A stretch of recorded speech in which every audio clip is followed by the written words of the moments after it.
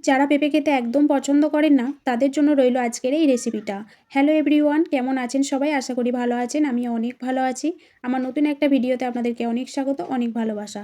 চলুন আমি কিভাবে রান্না করি সেটা দেখাই। একে বাংলার আশা,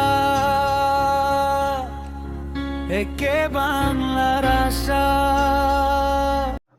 প্রথমেই আমি ডিমগুলোকে সিদ্ধ করে নেব।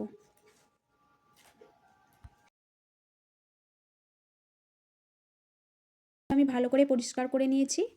আর এইদিকে আমি আলু আর পেঁপে নিয়েছি। পেঁপের পরিমাণটা একটু বেশি নিয়েছি। এরপর এগুলোকে আমি একে একে ভেজে নেব। প্রথমেই আমি কড়াইয়ের মধ্যে 2 চামচের মতো তেল দিয়ে দিলাম।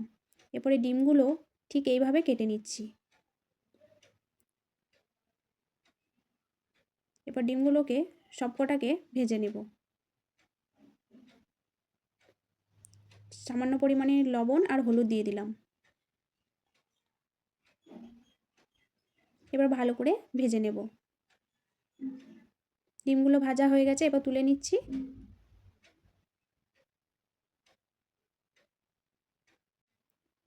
এরপর ওই তেলের মধ্যেই আমি আলু পেঁপেটাকেও ভেজে নেব। আলু পেঁপের মধ্যেও অল্প একটু লবণ আর হলুদ দিয়ে দেবো। বেশ লাল লাল করে ভেজে নেব। ভাজা হয়ে গেছে, তুলে নিলাম। এবার ওই তেলের মধ্যে কোচানো পেঁয়াজ আর কাঁচা লঙ্কা দিয়ে দিলাম। এবার একটু তেলের ওপরে পেঁয়াজটাকে নাড়াচাড়া করে ছোটো চামচের 1 চামচ রসুন পেস্ট আর 1 চামচ আদা পেস্ট দিয়ে দিলাম। এরপরে ভালো করে রসুনের সাথে পেঁয়াজটাকে ভেজে নেব যাতে কাঁচা গন্ধটা চলে যায়। এরপরে টমেটো কোচানো দিয়ে দিলাম। এরপরে একে একে আমি মশলা অ্যাড করব। 1 চামচ লবণ, 1 চামচ হলুদ, 1 চামচ ভাজা জিরে গুঁড়ো, হাফ চামচ ঝাল লঙ্কা গুঁড়ো আর হাফ চামচ কাশ্মীরি লঙ্কা গুঁড়ো। এরপরে অল্প একটু জল দিয়ে মশলাটাকে মিক্সড করে নেব। ভালো করে মশলাটাকে কষিয়ে নেব। বেশ ভালো করে কষানো হয়ে গেছে। এরপরে ভেজে রাখা আলু পেঁপেটা দিয়ে দেবো। মশলার সাথে আলু পেঁপেটাকে ভালো করে মিশিয়ে নেব, দিয়ে ভালো করে কষাতে থাকবো। কষানো অবস্থাতেই একবার ঢাকা দিয়ে দেবো। বেশ ভালো করে কষিয়ে নিয়েছি। এরপরে পরিমাণ মতো জল দিয়ে দিচ্ছি।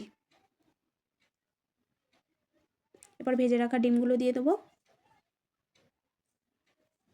এরপর লো টু মিডিয়াম আঁচে 20 মিনিট ঢাকা দিয়ে ফুটিয়ে নেব। বেশ ভালোভাবে ফুটে গেছে। আলু পেঁপে সব কিছু ভালোভাবে সিদ্ধও হয়ে গেছে। এরপর ওপর থেকে আমি ধনেপাতা কুচি দিয়ে দিলাম।